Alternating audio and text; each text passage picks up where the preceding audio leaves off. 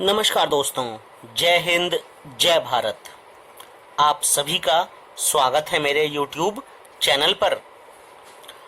आज हम शुरुआत करने वाले हैं एक नए सब्जेक्ट की, जिसको बहुत टफ माना जाता है, और वो सब्जेक्ट है इंजीनियरिंग मैकेनिक्स। पहले इंजीनियरिंग मैकेनिक्स पूरा एक सब्जेक्ट हुआ करता था, पर अब ये basic civil engineering and mechanics का केवल एक पार्ट होता है। यानी basic civil engineering and mechanics में यूनिट 4 और 5 में इंजीनियरिंग मैकेनिक्स पढ़ाया जाता है। यूनिट 4 में फोर्स एंड इक्विलिब्रियम के बारे में बात की जाती है। फोर्स और इक्विलिब्रियम स्टार्ट करने से पहले हम जानते हैं कि इंजीनियरिंग मैकेनिक्स आफ्टर ऑल होता क्या है और ये पढ़ना इतना इम्पोर्टेंट क्यों है।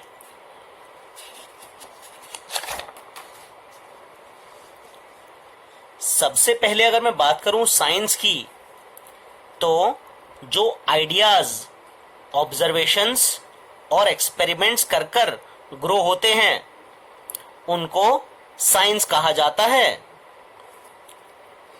अब अगर बात की जाए अप्लाइड साइंस की, तो अप्लाइड साइंस साइंस की एक ब्रांच होती है जिसमें कि रिसर्च वर्क को यूटिलाइज किया जाता है मैनकाइंड के बेनिफिट के लिए।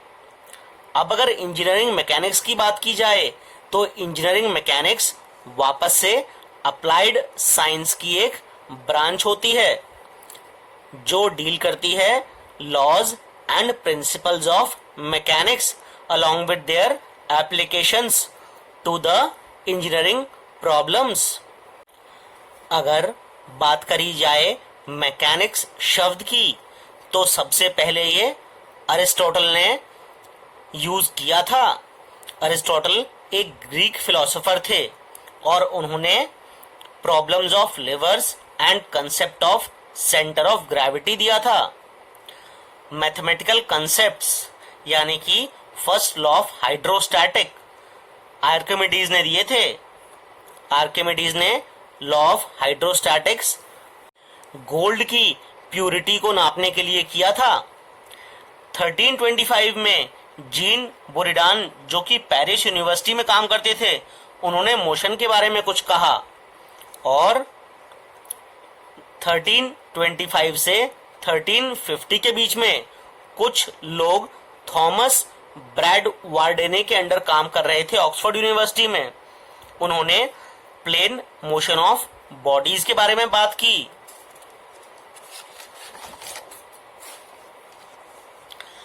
उसके बाद लियोनार्डो डा विंसी ने study of mechanism, friction and motion of bodies on inclined planes के बारे में बात की।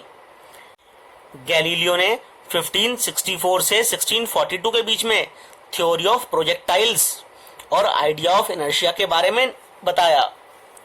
ये तो अभी हम सब लोग जानते ही हैं कि अगर बॉल को ऊपर हवा में फेंका जाए तो वो प्रोजेक्टाइल मोशन में ट्रैवल करती है। ये सब गैलीलियो ने ही बताया था। आगे हाइगन्स ने analysis of motion of pendulum किया था। मेन क्रांति जो है मैकेनिक्स के फील्ड में, वो लेकर आए थे सर आइजैक न्यूटन, जिन्होंने concept of force and mass दिया, लॉ ऑफ मोशन के बारे में बताया 1686 में। उसके बाद जेम्स वॉट ने हॉर्स पावर वर्ड यूज किया। उसके बाद जॉन बर्नौली ने वर्चुअल वर्क के बारे में बताया। ये तो हुई बात मैकेनिक्स के डेवलपमेंट की। अगर मैं बात करूं मैकेनिक्स कितने पार्ट में विभाजित की जा सकती है, तो mechanics can be divided into 2 parts. One is statics and one is dynamics. Statics deals with forces and their effects when bodies are at rest. यानी कि जब कोई बॉडी रुकी हुई हो और फोर्स का और उसके इफेक्ट का एनालिसिस किया जाए, वो होता है स्टैटिक्स। जबकि अगर बॉडी के मोशन को भी कंसिडर किया जाए और फोर्सेस का और उनके इफेक्ट को भी निकाला जाए तो वो सब डायनेमिक्स के अंदर आता है। वापस से डायनेमिक्स दो में डिवाइड हो जाती है, one is kinetics and other is kinematics. Kinetics deals with bodies in motion due to application of forces, जबकि kinematics deals with bodies in motion without considering the forces which are responsible for the motion। यानी कि kinetics में body के movement को तो हम consider करते ही हैं, साथ में जिन फोर्सेस की वजह से बॉडी का मूवमेंट हुआ है उसको भी कंसिडर किया जाता है, जबकि काइनेमेटिक्स में बॉडी का एनालिसिस किया जाता है जब वो मोशन में हो, लेकिन जो चीज उस मोशन को क्रिएट करती है यानी कि फोर्सेस, उनको कंसिडर नहीं किया जाता है। आगे की चीज आती है फंडामेंटल यूनिट्स। जब भी कभी किसी चीज को नापा जाए तो किसी स्टैंडर्ड के साथ नापा जाता है। जो भी स्टैंडर्ड्स इंटरनेशनली एक्सेप्टेड होते हैं उनको फंडामेंटल यूनिट्स कहा जाता है। सारी की सारी फिजिकल क्वांटिटीज को हम लोग 3 फंडामेंटल क्वांटिटीज के टर्म में रिप्रेजेंट कर सकते हैं, और वो 3 फिजिकल क्वांटिटीज हैं लेंथ, मास एंड टाइम। बाकी सारी यूनिट्स जो कि फंडामेंटल यूनिट्स से डिराइव हों उनको डिराइव्ड यूनिट्स कहा जाता है, जैसे कि एरिया, वॉल्यूम, स्पीड, प्रेशर और भी बहुत सारी। अगर सिस्टम ऑफ यूनिट्स के बारे में बात की जाए तो 4 सिस्टम ऑफ यूनिट्स होते हैं। पहला CGS, FPS, MKS और SI units. Normally SI units ही फॉलो की जाती हैं। 11th general conference of weight and measures में ग्लोबली SI यूनिट्स को माना गया था, और इसमें 3 फंडामेंटल क्वांटिटीज, लेंथ के लिए मीटर, वेट के लिए किलोग्राम और टाइम के लिए सेकंड मानी गई थी।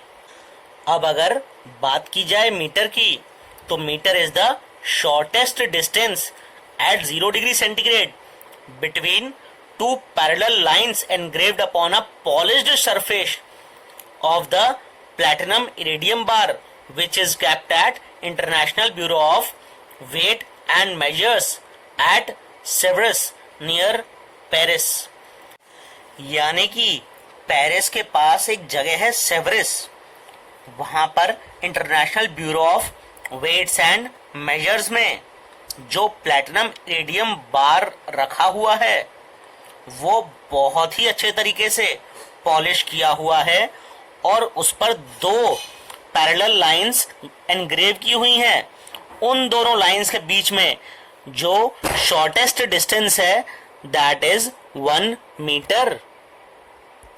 अब अगर बात की जाए किलोग्राम की, तो international bureau of weights and measures में ही एक प्लैटिनम इरिडियम का सिलेंडर रखा हुआ है, उसका जो मास है that is considered as 1 kilogram. अब अगर बात की जाए सेकेंड की, तो second is 1 divided by 24 multiplied by 60 multiplied by 60, यानी कि 1 divided by 86400 of the mean solar day.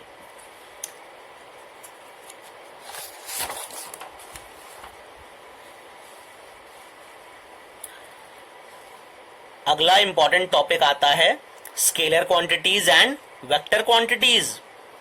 कुछ क्वांटिटीज का केवल मैग्नीट्यूड होता है और डायरेक्शन नहीं होता, जैसे कि लेंथ, मास, टाइम। इनका केवल मैग्नीट्यूड होता है लेकिन डायरेक्शन नहीं होता, जबकि कुछ क्वांटिटीज का मैग्नीट्यूड और डायरेक्शन दोनों होते हैं, जैसे फोर्स, डिस्प्लेसमेंट, वेलोसिटी। फोर्स अगर मैं बात करूं, हम लोग जमीन पर खड़े हुए हैं तो हमारी बॉडी अर्थ को और अर्थ हमारी बॉडी को एक दूसरे की तरफ खींच रही है, और वो खींच रही है किसी फोर्स से। अर्थ हमारी बॉडी को सेंटर ऑफ ग्रेविटी की तरफ खींच रही है, जबकि हमारी बॉडी अर्थ को अपने बॉडी के सेंटर की तरफ खींच रही है। इसलिए फोर्स जैसी क्वांटिटीज होती हैं वेक्टर क्वांटिटी। अगर वेक्टर क्वांटिटी को रिप्रेजेंट करने की बात आए तो हम मैग्नीट्यूड के ऊपर एरो से रिप्रेजेंट करते हैं, और जो एरो होता है it shows the direction of the vector quantity from the first alphabet to the second alphabet. अगर कोई वेक्टर क्वांटिटी ओ ए से रिप्रेजेंट हो रही है ऐसे, इसका मतलब है ओ ए के बराबर तो इसकी लंबाई है और डायरेक्शन ओ से लेकर ए की तरफ है। कुछ वेक्टर क्वांटिटीज में हम और चीजें यूज करते हैं, जैसे यूनिट वेक्टर। यूनिट वेक्टर वो वेक्टर होता है जिसका मैग्नीट्यूड 1 होता है। दो वेक्टर्स जब मैग्नीट्यूड और डायरेक्शन में सेम होते हैं तो उनको इक्वल वेक्टर्स कहा जाता है। और अगर दो वेक्टर्स आपस में पैरेलल होते हैं और अनइक्वल मैग्नीट्यूड के होते हैं तो उनको लाइक वेक्टर्स कहते हैं। वेक्टर्स का एडिशन और सब्ट्रैक्शन स्केलर की तरह नहीं होता, यानी कि 2 + 4 = 6, ये तो आप स्केलर क्वांटिटीज के लिए बोल सकते हैं। लेकिन अगर बोला जाए 2 न्यूटन + 4 न्यूटन = जरूरी नहीं है कि हर केस में वो 6 न्यूटन हो। उसके लिए बहुत लिमिटेड केस होते हैं, उसके बारे में हम लोग आगे वाली वीडियो में पढ़ेंगे। इस वीडियो में बस इतना ही। आप लोगों में से जिन लोगों को ये वीडियो पसंद आया हो वो प्लीज लाइक करें, चैनल को सब्सक्राइब करें और अपने दोस्तों तक इस वीडियो को बिल्कुल पहुंचाएं। तब तक के लिए जय हिंद, जय भारत।